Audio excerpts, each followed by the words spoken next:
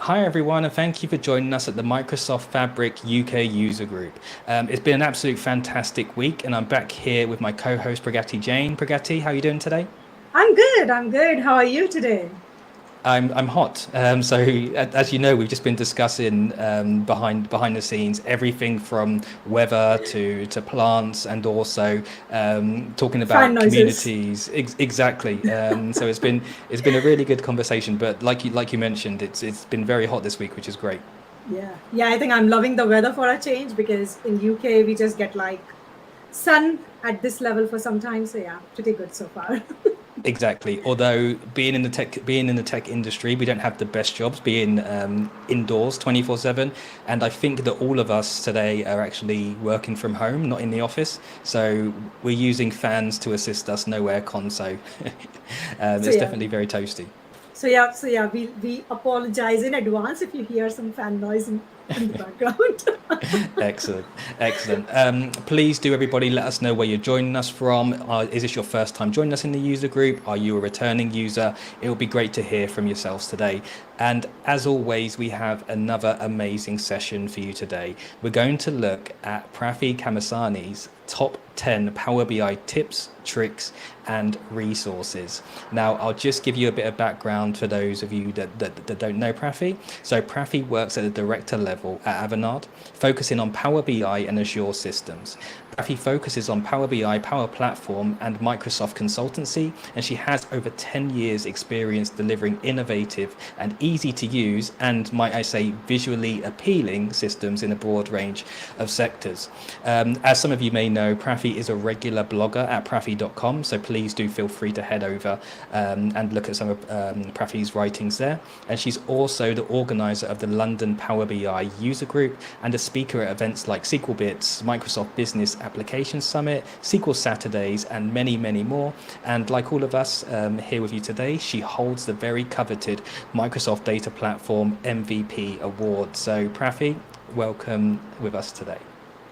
Thank you.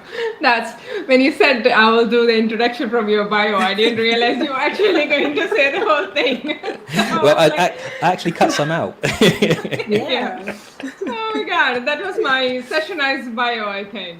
Yes, Yeah. indeed. And I think we should just add one thing. It's London Fabric UK user group now. So yeah. Actually, Apologies about that. Yeah. Prathy will probably add another thing to that because it's actually, I believe, the Yeah. London Fabric and Power BI user group. Is that correct, Prathy? Oh, is Yeah, it? it's something like that. Excellent. But we will go on to say we will give a plug for you have a session next week, I believe. Do you want to just give us the Yeah. details before we hand over to you for your session? Yeah. So it's next week on Thursday. We have two sessions. We're going to have a session about TMDL, the people who are excited about it. And especially, we just got it released, the Git integration and all those things. I think it's going to be a nice session for it at the right time.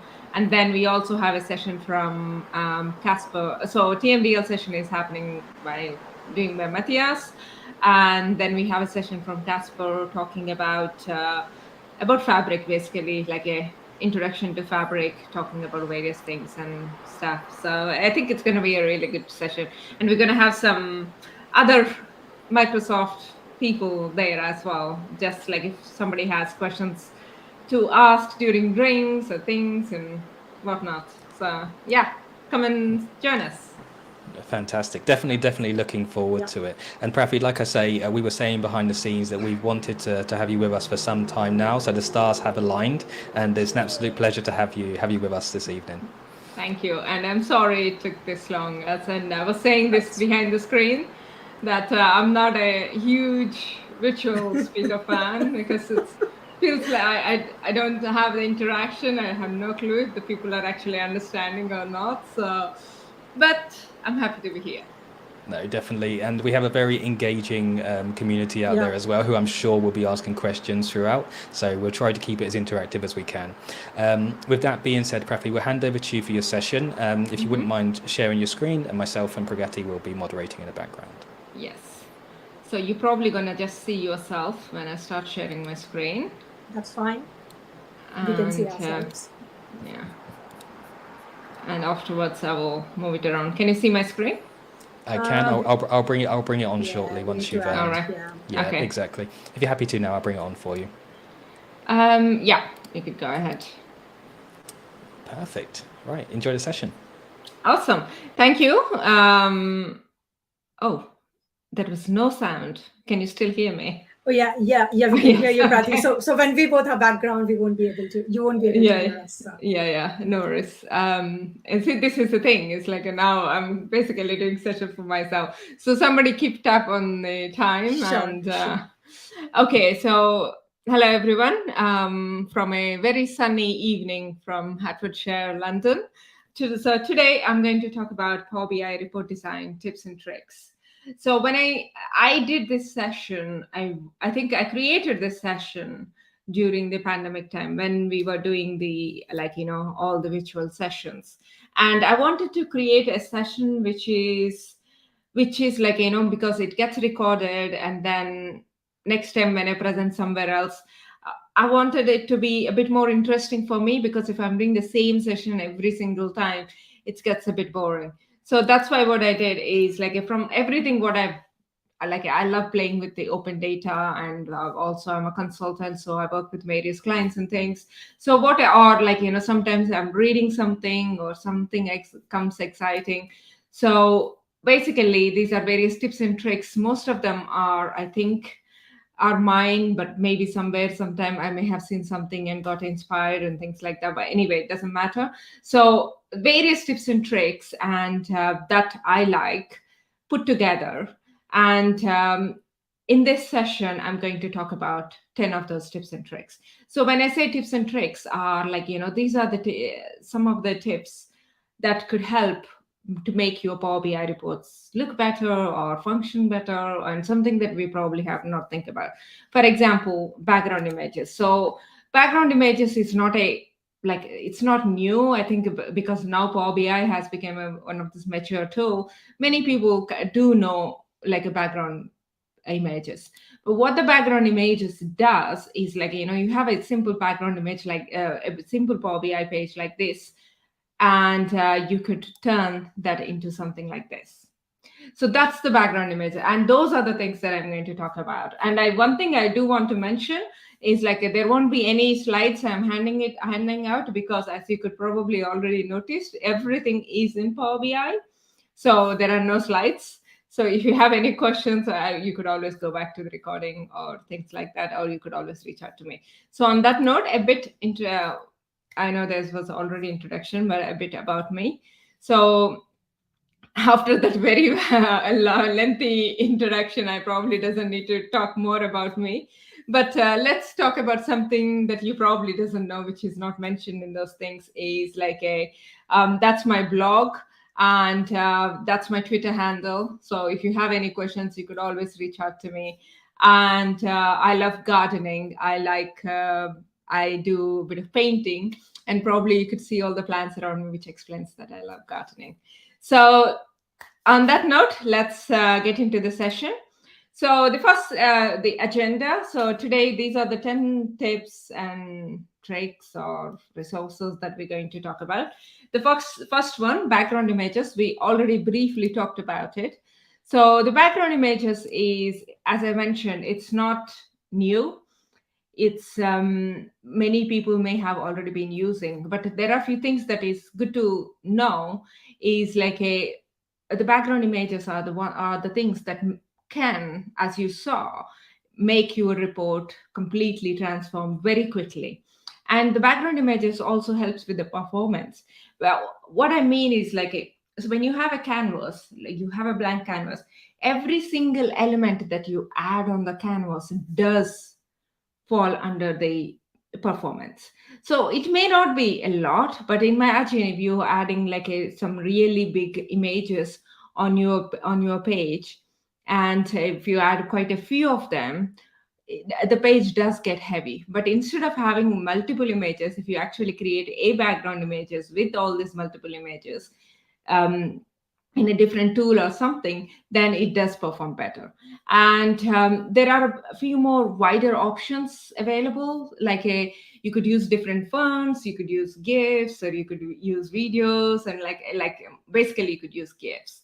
And you could even make some videos as well, but it's a bit clumsy.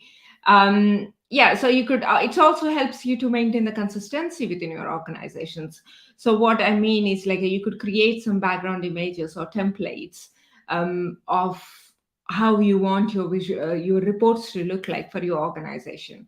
And then you could take them and keep them in your Power BI templates for your organizations, which means over the time you will have nice consistency with all your reports that you create for certain organization. And even if you're a consultant or something, it's a very good way to go to a client and create this kind of templates and give it to the client, and it makes your client very happy.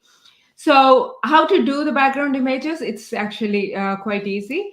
So if I go to my Power BI, so usually you have this Power BI report, or let me just go to, can I hide this? Yes. So if I go to, where is my session title? Over here. So what I'm doing here is I have this canvas background, and what I've done is here, I went and I added a background image. So if I reduce the transparency, as you could see, there is nothing. I have a button on the top of it. But when I increase when I make transparency 0, then you could see, like, what we have is this background image. So here what I'm doing is I'm actually using a GIF.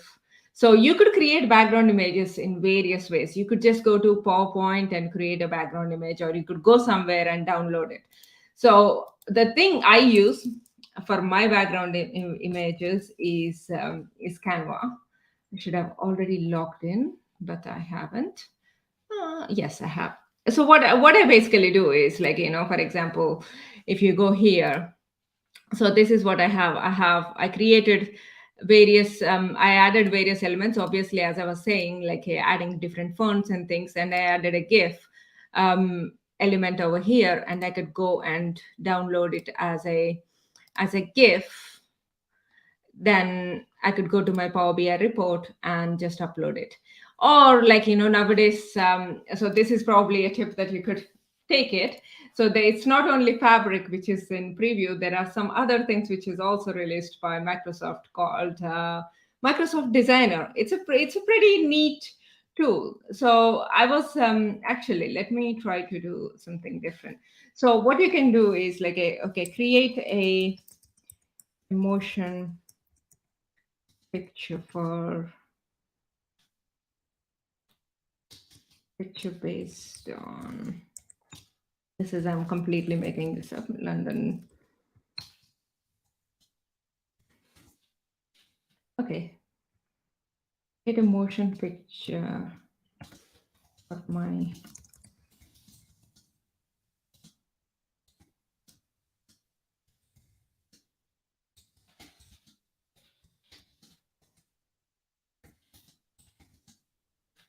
no, I'm just typing something. Let's see. So when I click the generate, I'm sure by now everyone is familiar with ChatGPT. If you are not, you must be living under a rock or something. So in the same way, how the ChatGPT works. So this is pretty much similar to the ChatGPT, but what it does is it's more like you could create designs just like Canva. So in this case, I could probably go, if I like this thing, I could go and download, and again, I could go and download it as a GIF as well.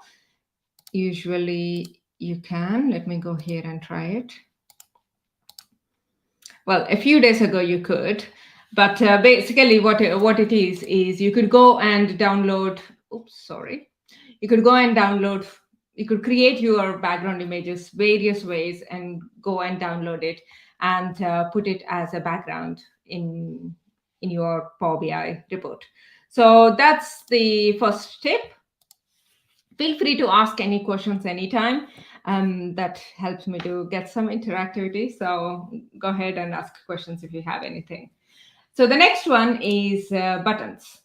So buttons is also, again, is like I love using buttons, and buttons is like probably one of the functionality which is very important when it comes to the any design things. So when we're talking about the UX principles, you like when like there are various UX principles, but like a buttons, icons, shapes, and images, and these kind of things comes under the principle called similarity. So what it is like, for example, when we go to a web page, or when we go to an application or anywhere, we do have buttons. So we don't need a lot of explanation explaining that to the end user. You need to go and click on that button. So when we give this kind of end users these kind of reports, the end users are already familiar with how to handle with the buttons. So that's why having these buttons on your reports, it's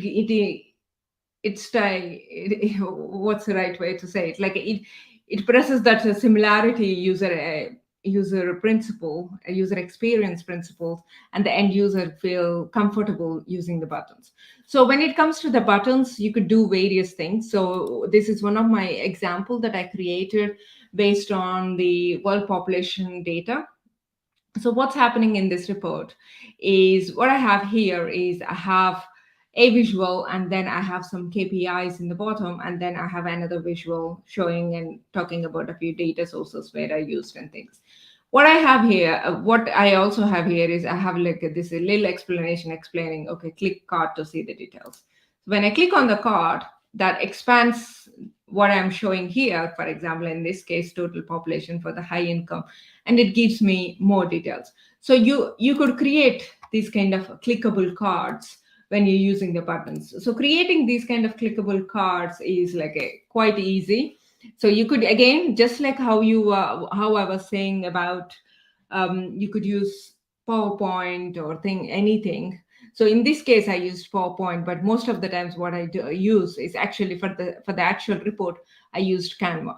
So once I know how long or what's my size of my button, then I could just go and create my button. Then I could layer it, group it, or like I could create like a little image, and then I place it on that one. In this case, my favorite way of, like, if you ask me what is my favorite functionality of Power BI, then I would immediately say a blank button, because that gives me a lot of flexibility of what I could do. So as you could see for this report, what I've done is I took an image, I used a visual, and then on the top of it, I added a blank button with an action. So when you go back to the report, what's happening is I created this kind of illusion for the end users. Is I'm using the canvas background and the page background same color, and as an end user, when the end user scrolls down, they see the bit of a blank space, and the end user don't make an effort to actually go all the way down because it's basically blank. So when you go back and you click on a button, it's basically just collapsing, showing this visual, and the existing visual just going down. So that's the illusion that we are creating, but we could do that illusion by using the blank button.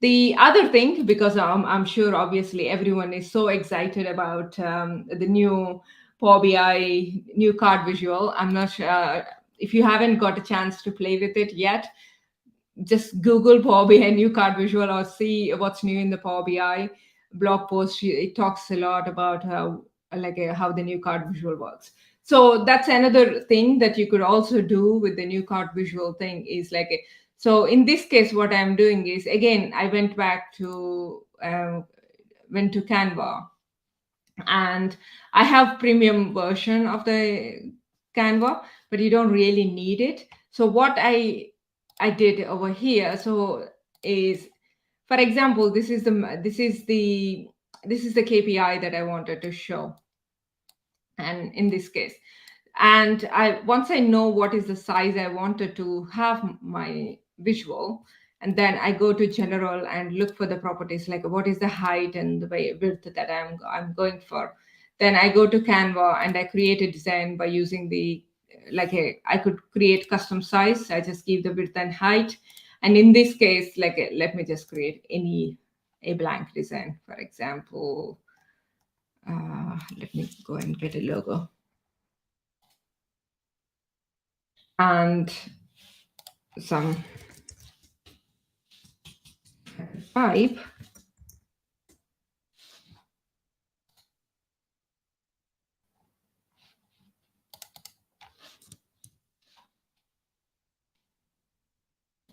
Let me see if I could. Oh, well, anything would do. So in this case, I have this kind of visual, and then in the background, probably if I keep something else, again, I could just go download this as a GIF, and then if I go back to my Power BI report, in this case, I have a new KPI card. Then I could go and choose background in the visual, and then style. Yeah, I could go, oh no, not the image. It should be background somewhere. Yeah, so in the fill, you could go and keep a background image. So that's basically what I've done, and it gives you this kind of a nice nice KPI card. And I have, what I also have here is I have a card with the background, which is a GIF, and on the top I added a button. So the end user could go and click on the button and go and navigate to somewhere else. So basically what I'm trying to show is you could do various things with the buttons. Let me go back to Fantastic, here. Prathy. Let's just jump in because we are getting quite a lot of interaction in the chat. So I know that you want that interaction. So let's jump in with a couple of questions. So Sure. Andy has asked, he's joining from sunny Somerset. Will your presentation, so in this case, I think he's referring to the PBIX files, be available for later viewing or download? Good question. I can, if you email me, I could send it to you, Andy, because it has a lot of things and stuff, and it's a live version of my thing. So I mean, if there is something that you want, that I could probably send it to you. Excellent. So you could reach out to me. I'll send you my email. Perfect. Thank you. And Pragati, do you want to go ahead with the next one? Yeah, I think Christopher has a question like, do we have any subscription required for Microsoft Designer, or is it free? At the moment, it's preview, so which means it's free. I think you can only use with your Microsoft account, like Outlook or something like MSN or Hotmail, whatever those things. Not organizational account yet, I think. Okay, thank you. It's a pretty cool one. Go and check it out. Yeah, I was trying things in background. Excellent. And Federico just jumped in. He mentioned that it was the Laws of UX by John Lekinski. Hopefully my pronunciation is correct today. And just for Safia, they mentioned that today's recording of the video, will they be able to access it? And the answer to that is yes. It's always available both on our YouTube channel and on our LinkedIn channel, also following today. Okay, I believe that's all of the questions that we have at the moment. Yep. So Prathy, we'll hand back over to you. I believe we might have lost your video though. It may just be on our side. Yeah, you just disappeared. Okay, it could be my camera got too hot or something. Can you see me again? Yes, we can indeed. Yeah. All right. Perfect, If that happens again, give a shout. I'll switch to another camera. It shouldn't be it's just a click away. So. Of course, sure. No problem at all. Cool. Awesome, thank you. So the next thing I want to talk about is the navigation. So you could use the buttons, as I mentioned, like you could use them as a clickable cards and things like that, or you could use them as like a little navigation. So if you look at this example, what we have here is like I have various images and a little circle. I hope that exit screen escape button goes away. Wait a minute. Sorry about that. Let me go back here. Yeah, this exit button is going mega just. I'm really sorry. There's somebody at the window asking me a question. I have to. Sorry, extremely sorry about it. Sorry. Yeah, so I have yeah, let's go back to the session. Sorry about it. So I could use the buttons as for the navigation as well. So in this case, am I doing the pretty much exactly the same thing, but I'm using the button again, the blank button, more for the navigation purpose than using the like the clickable card.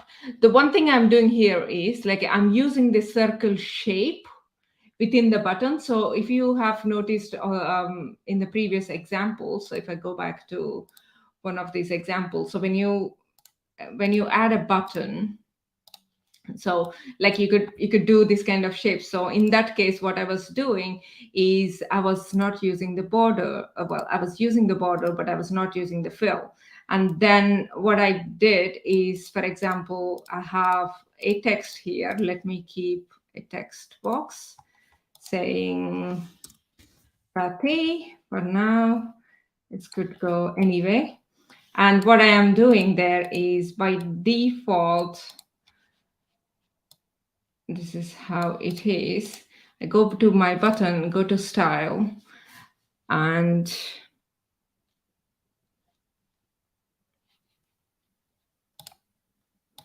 so things has moved around and it's okay. Did I actually add a shape instead of button?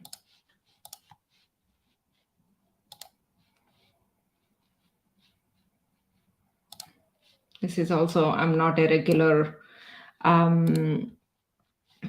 using these things in the surveys. So here I could use the oval and over here, and this is the default state. So for on hover, I could change it to something else. So for example, in the example, what I was doing is I'm using when I go on it, I'm enabling the shape to be available, but you don't actually have to do the enabling shape as well. So you could do various things. For example, in this case, you could use hover functionalities to be able to show the different formatting options as well. Sorry, that was a bit of a different example at different time. I got a bit distracted by some random person talking to me through the window. Let's go back. Prathy, we were going to say if you wanted just to have interaction, you could have just told us. You didn't have to have people walking past interacting as well. I know, right? We can anytime enter the stream. I know, right? And it's like this random lady came and she was getting very mad at me for not answering. And I was like, why? Excellent. Okay, let's get back to it. Thanks, Prathy. Yeah, no worries. And thank you for making it casual. And the next one is applicant fail. So what here, this is what I was like, I think the other example is more this one, is like you could also use button to make it a bit more, because buttons has this extra properties that I just showed, like, default and hover, and like a click of what is the status when you click on something and stuff like that. So you could use buttons to not only make something, just to click on something, taking somewhere and things like that, but you could use those options to make it a bit more like this, like, when you look at this video, how the text is moving aside and things like that. So if I go back to this example, let me just remove this button and actually go to add another button. So if I go and add a blank button in this case, let me keep it here, and then I go to button and add a text. So let me say Prathy, and also let me do it to the left side. Now what I can do is I could go back to style, change it to on hover, and when I change it to on hover, I could probably change it to Prathy Kamasani. So now as an end user, when I have this button like multiple times, is what happens is like when as an end user, when I'm hovering over it, it gives me a different text. So in this example, what I'm doing is I'm actually moving the text aside so that it gives that kind of a nice illusion effect. I'm going to talk about how that's been done in a sec, but you could use the buttons to do those things as well. So the basically the Sorry, Prathy, I was just going to say before you do, we've got a really good question. Sorry, Pagati. We've got a really good question coming in from Russell, and I'll take this. I'll ask this one if you don't mind, Pagati, because Go this ahead. is, I believe, this leads into a question that I always ask on interviews for Power BI report designers. And so, what Russell asks, and I'll just get onto the screen, is do you label up the metadata on each object as you go along, or do you go back to the report to get all of the selections pane sorted and labeled up once the report is built? And I'll extend that slightly to, do you, or does anybody generally apply and change the text to the objects in a Power BI report? So it depends. So when I am telling so it's like so if I'm creating a open data report and I am more thinking like, I'm still pondering with ideas, like, I keep this one here, I keep this one there, how it looks like, then I'm moving it, I'm changing it and stuff like that. Then I don't actually go and update the things and stuff. And again, if I'm doing something more like I'm just going to create a report and publish it, so I don't go back and actually update all those things. But if I'm doing it for a client, I don't go and update each and every object while I'm doing it. I'm more about, I do it and then go back and update it. The one thing I do a lot is, for example, if I have a full page, like I have a nicely complete page, I never actually create element on the page.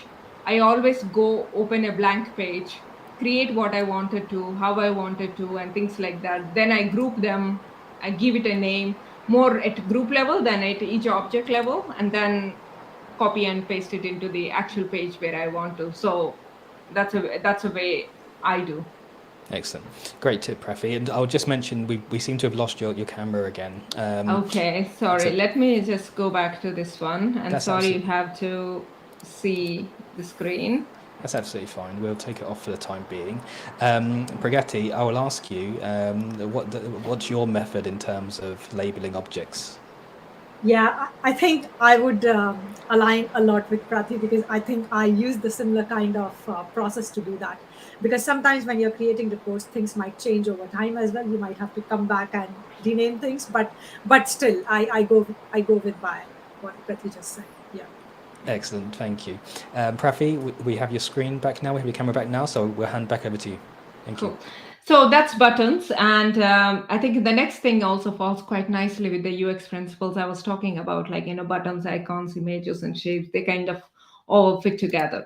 So icons, images, and shapes is again, it's one of those really essential thing when it comes to the visual experience, because icons helps you to convey the message quickly.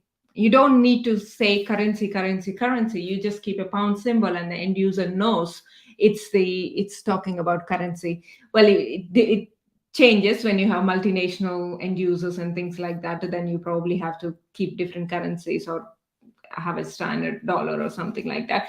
But you get the point. Like, when you see a home button, we are talking about home button. And this is why it's also, I always talk about this thing is like a back button in a page. It's like whenever you add a back button, the Power BI report nicely puts it in the corner.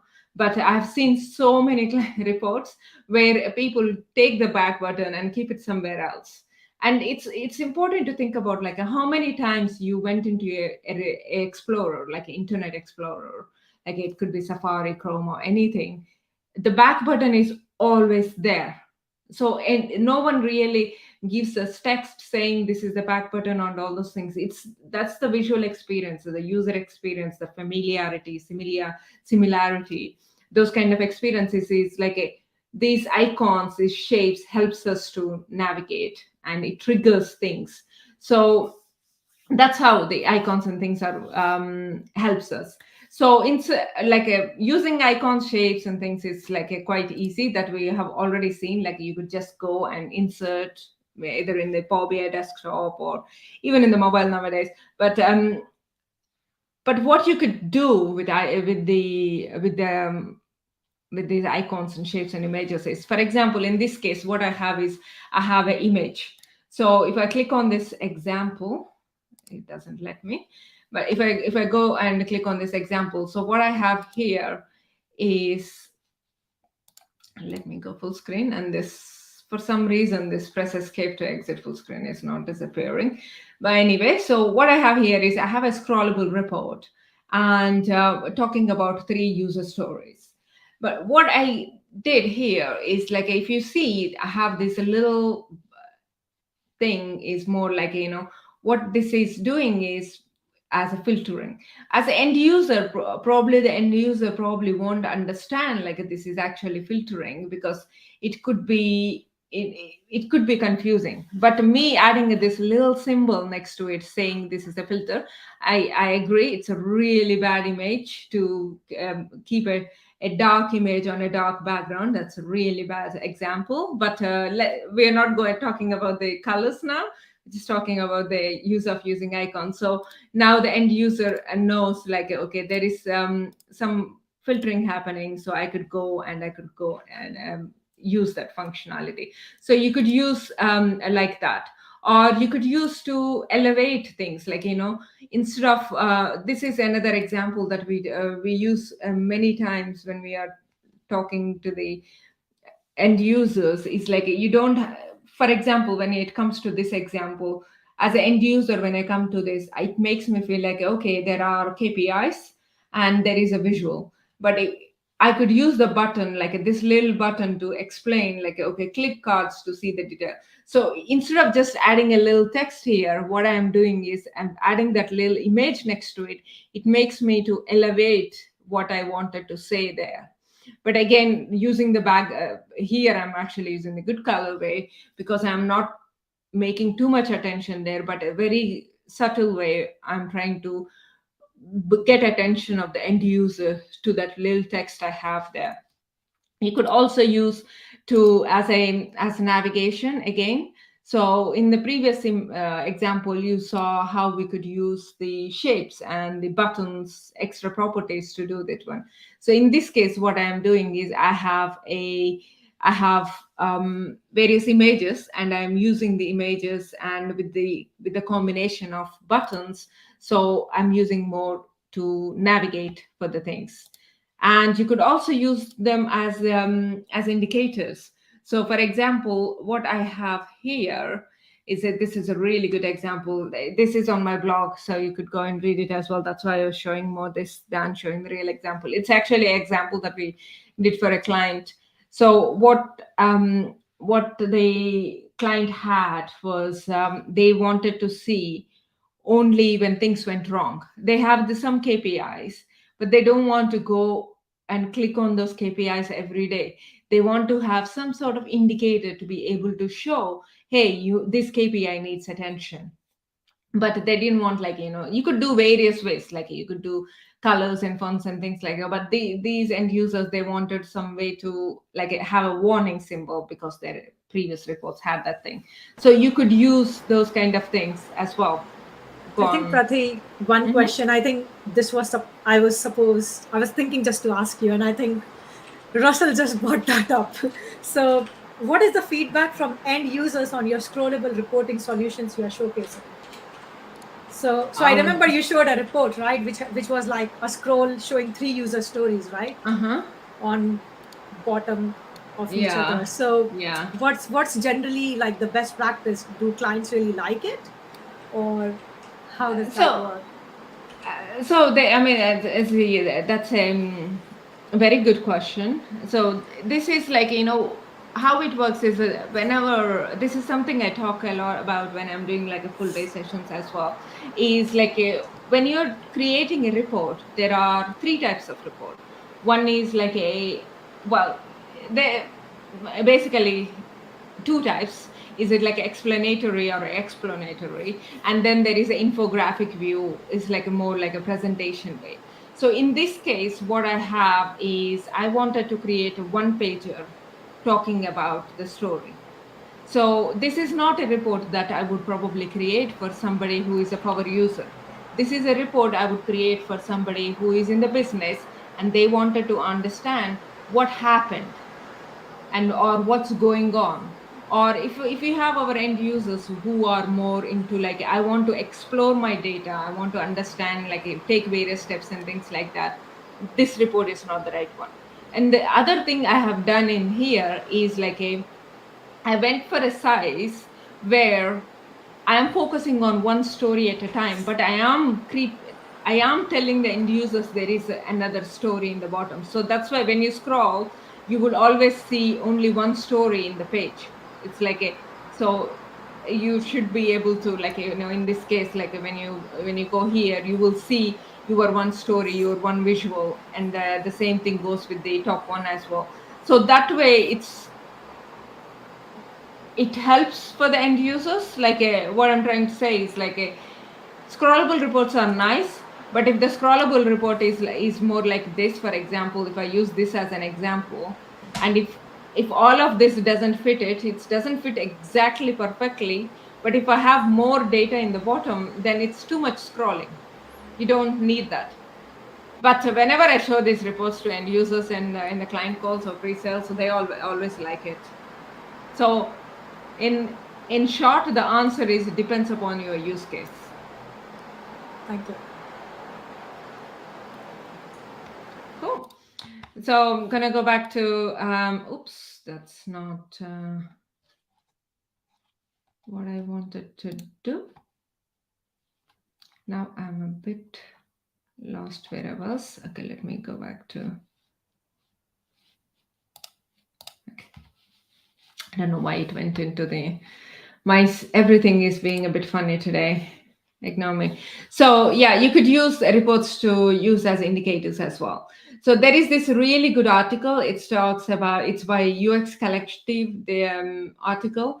It talks about 7 principles of icon design and how to use it. It's a really nice article talking about how you could use your icons, images, and things, and how you could bring that one into Power BI. And these are various examples, like how you could probably use the icons. And one of the good resource that I use is like a flat icon is my favorite place to go for when I want icons. Or you could also just use PowerPoint. Again, that's something it uses. So I hope that gave you some, like, how different tips about how to use icons and images, and some examples as well, like when you use it that way, how it would look like. So the next one I want to talk about is empty characters. Empty characters is one of my, I feel like one of my favorite discovery. I think I haven't I haven't seen somebody talking about it before I started talking about it a while ago. And I was like, oh my God, when I came to figure it out, I felt like amazing. Oh my God, I revealed something. I discovered something. So empty characters is nothing but just an empty character.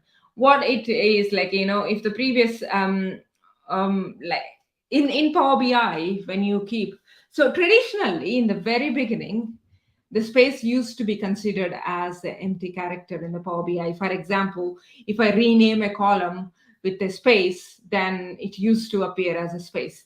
Then the Power BI became smarter, and nowadays it doesn't do that. If you just add a space, it automatically truncates it and puts back a default column name or things like that. So to overcome that, you could use empty characters. Empty characters is nothing but just a really simple empty character. So for example, if you go here,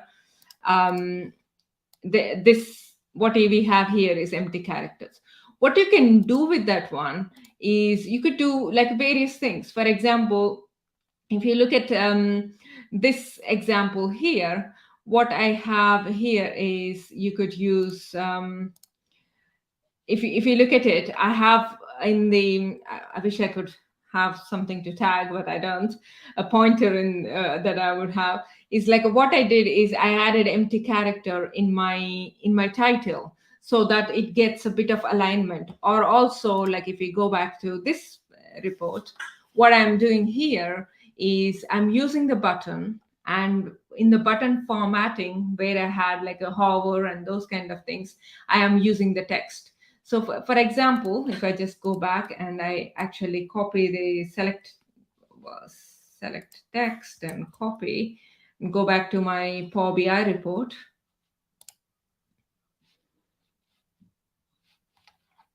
Where is my other report? Okay, over here. So let me delete these things. And so what I have here is on hover, I'm adding the text. So instead of adding the text on the hover, if I go back here and let me remove the Kamasani and just add the empty character. So let's add like a 5 empty characters or something. So now as an end user, when I hover over it, it is moving a bit further out. So that's happening because I have the empty character. And you could do various things. You could add like a unichas or things like that. Sometimes it's quite nice, like, you know, you could add a uni character in there. So when the end user goes on it, a nice arrow or something comes up as well. That also looks pretty cool. So what this gives you is nothing but a bit of animation for the end user. So because as an end user, they understand there is something going on that they could do on that report. So like I have some reports that I have done a while ago. If I could show it, let me go home here. Go to app and see if I could, if I have it here. No. Yeah, oh, well, I can't figure out exactly what the report is, but you could use those kind of empty characters to create various things. Let me just close this window so that it doesn't come back. You may think like, oh, do I really have to go to this place and get the empty character? Yes, you do. If you just add a copy and if you just add a space, it automatically gets truncated. There might be some other places where you could get empty character, but this is something which works, and I've used it so many times. So that's empty character.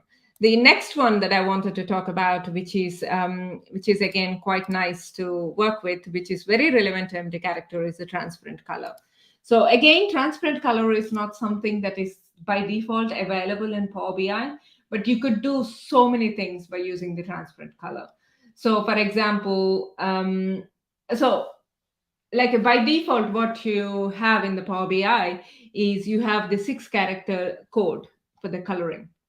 Apparently, the transparency is the next 2 digits, which controls the opacity of the color. So that's how you get the transparent color. So this is nothing but all white and then 00. That's the transparent color code. And with the transparent color, once you have it, you could do various things. You could use them only in a DAX expression. You cannot do that by using like in a visual or something like that. So in this case, whenever this loads, it should load. So what I'm doing here is I'm talking about UK companies data here. And again, I have another scrollable report. So what I'm doing here is so in the bottom, what I wanted to talk about is like during the pandemic, how many companies registered, and based on what has been advertised at that particular time by Boris, this is such a relevant for today, is like based on what Boris said for that month, how many companies registered. So there was this news article on the BBC talking about like, you know, how many restaurants opened at home, but because all the restaurants probably were closed, but there was no health and safety regulations applied because there was no one to go and check them because everything was closed. So, and apparently there was so many companies got opened. So, but what's happening here is, so if I go and click on this, any of these months, for example, if I go click on May, and you may have noticed this bulb appeared. So let me just remove that At the moment, there is nothing. But when I click on it, as soon as it gets this little icon, and when I hover over it, it explains me what happened, what government has said for that month. So I could go to a different month and I could go and see like what has been announced in that particular month. So what's going on here is what I have is I have a measure and I have a button. So what I'm doing is in this measure, I'm using the, let me see. So sorry, Prathy, just wait. I just wanted to give you the 10-minute warning. Okay, cool. Thank you. I didn't realize it's already that. No problem at all. Cool. Thank you. So what I'm doing here is I have a measure which is basically called transparent or background color, and this is something I'm loving in the with the again new update where I could actually just use the model in the surveys. So I go here, and it's going to take some time, which is usually not the case. Right. So, well, basically what's going. I think that's how the live demos go, Prathy. Well, it's not usually the case, but yeah, today is something going on. But so what's happening here is I'm just using a measure. Is in my measure, what I'm doing is based on the selection, based on the count, you tell me if I have to use the transparent color or the background color. So it's a really simple measure, but it's giving me the transparent color. So based upon whenever the user selects something, because it's there is based on the count, it chooses the transparent color, and the end user could see the shape I have behind the screen. So it gives that kind of a nice illusion of using the transparent colors and or the background shapes and things like that. So this also but as I mentioned, it works only when you're using in the DAX. It doesn't works like you cannot just go and choose a color over here and choose a transparent color. So that bit doesn't work. So let's go back, and I've made it only off way. The other thing is the conditional formatting. Conditional formatting is a nice feature as well. So while we are at the formatting by using the DAX expression, you could also do the conditional formatting by using DAX expression. So in this case, if you observe, what I have is I have an indicator here, and I also have a title, and the title has some weird colors.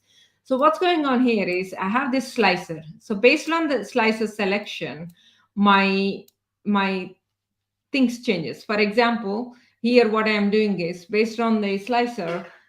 I mean, what I'm trying to say, it's not only based on the slicer. We could make it more like you could make the conditional formatting data driven. And the conditional formatting it can happen at various ways. So in this case, you could use it as indicator.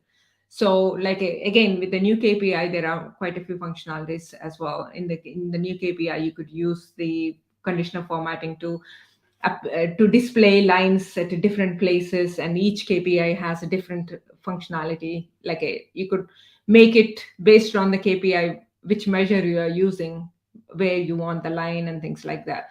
Or you could make it like a title font, like every visual has a title, and every title has a text, and you could make that one as a based on the conditional formatting. You could even just remove the title. It's so how it works is sometimes you don't need titles, and sometimes based upon how your measure value is, or for example your sales are not doing good, or you're creating employee report, and as a user I go to my report page to see how I'm doing.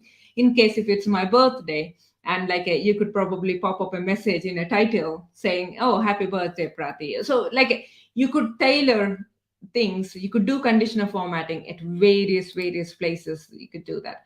And you could also do conditional formatting not only based on what the text and what it is you could also make it more like your entire report based on conditional formatting. So for in this case, what I have here is I have a report with various categories, And in this case, like I have different gas types. So I could go and I could choose my gas type.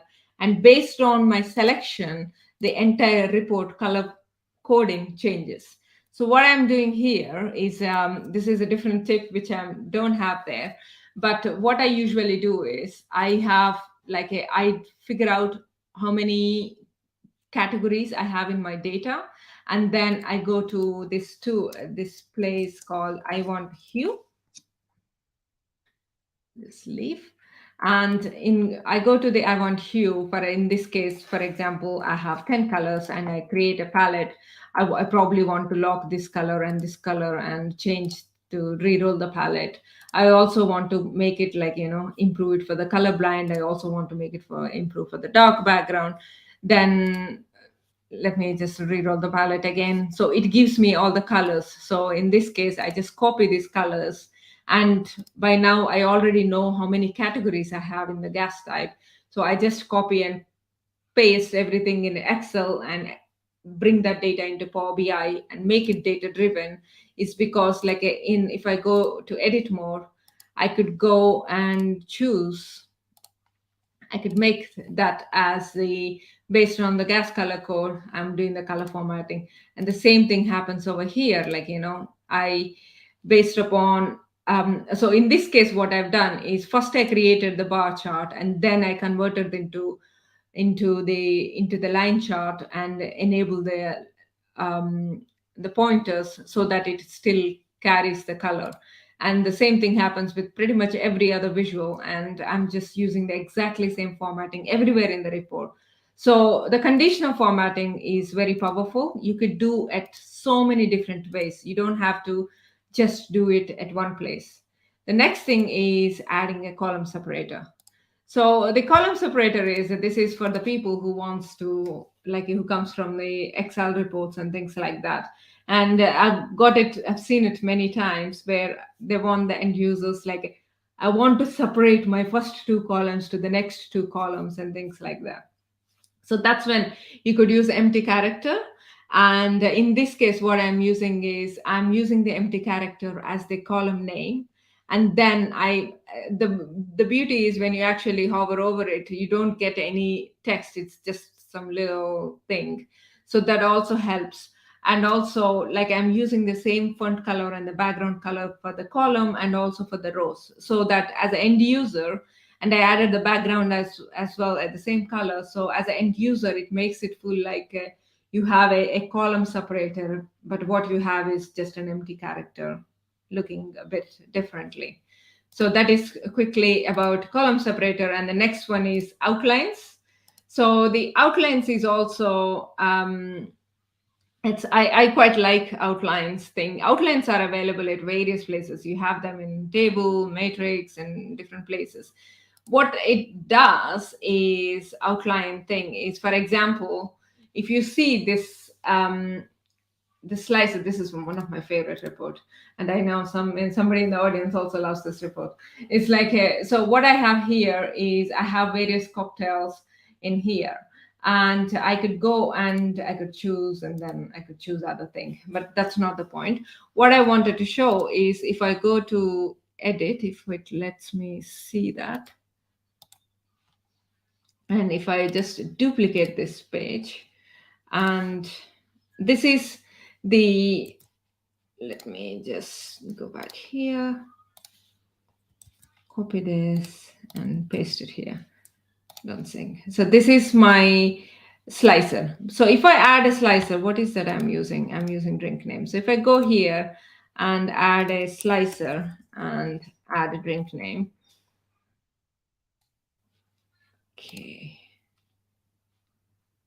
I want to keep it. Let's remove the single selection for now. So when I add a slicer, by default, this is how it looks. But when I actually go here and look for outline or border, what I have here is I have top, bottom, left, right. This is for slicer header. What I want is for the values. So I have top, bottom, left, right, and I could increase the line width to different one. So now instead of using that color, if I go back and use the same color as my background, if I could find it. So in this case, I have white. So then immediately my report looks much nicer. So you have these examples various places. For example, this is something that I've done recently. I know Pragati loved this when I showed her. It's like what I have here is, this is nothing but a table, but I'm showing the values on the rows. But I'm using the exactly same logic here, is like instead of I'm using the border around it, same color as the background color. And in this case, I could also use the grid as well, but here I'm using the border. And it gives me that kind of space in between, and it also makes me feel like it's not a table, it's something, a different visual. It's the point is not for it to look like a different visual. The point is to make it look better for my use case. So in this case, I want for my end user to be able to see all the organizations which are part of it when they're filtering it over around it. And when they're not filtering, they have this kind of scrollable list of organizations. So for that use case, that works. And that works because of the outlines. And one last thing before I close it off is export data file names. So the export data file names is, again, comes from the same set of users who probably want to export everything into the Power BI, who wants to add this kind of export everything into Excel, who wants to add these columns and things like that. And it's also falls into the question Leon was asking in the beginning, is like so what it is like whenever we export a visual or something in Power BI, it automatically saves like a data.1, data.csv and things like that. But if the end users actually want a name for it, then you could actually do that one by enabling the title. But sometimes you don't want to enable the title, but you still want your end users to be able to export the data with the name. That's when you could go and choose the enable the title, and you could go for change the title and foreground, background, same color, or something like that. For example, in the right, what I have is I have a title, but I have the foreground, background, same color. Or you could also use the dynamic title and change your font size to very minimum, so that like end users doesn't see that kind of a blank space on the top, something like that. But that way your end users can get the name of your visual as their file name. And finally, the thing is the resources. I know I already mentioned a few. I mentioned like I want you and things like that, but these are various resources that I would totally recommend. One thing that I came across recently and I love it so much is like a Adobe Color. Like Adobe is not that old, but now they have this quite a few new tools added to it. It has the accessibility tool and the color wheel. And what I like is, again, I could go and choose different colors, and it gives me various shades. And you could also choose, there is accessibility rules. So for example, I could go and check the contrast checker, but I also could go and check colorblind safe. And then, for example, I choose different colors, and then it gives me exactly how the color should be. And you could go and choose different things. I do like I want hue more than this when I'm choosing the colors, but this is more proven. Quite a few clients like it. The other one is this one. This is my, probably when it comes to the contrast checking, this is my favorite one, because I could go and did I add enough Fs? So it nicely tells me the different colors, like if this color works or not. It's probably not a color. So like in this case, it's all amazingly passing. But like if I have some, so as you could see, it immediately saying like it failed based on the foreground color and the background color. It's like it's not good. The thing I like is because it also tells me like which size it fails. So you could use this color. Well, in this case, it failed in every prospect, but sometimes you could use the colors for when you are using for text for the header, but don't use the same color for your visuals and things like that. So this is a really good one to use when you're having struggle to choose the right colors. So on that note, it's that's pretty much it is. I know there was a bit disturbances and things like that, but yeah, feel free to get in touch with me if you have any questions and if you need these files or something like that. Most of the reports that I showed, they are available on my blog, so you could go and see those ones. And I'm hoping you learned something. I'm hoping you learned some tips and tricks. And I would like to hear what's your favorite one.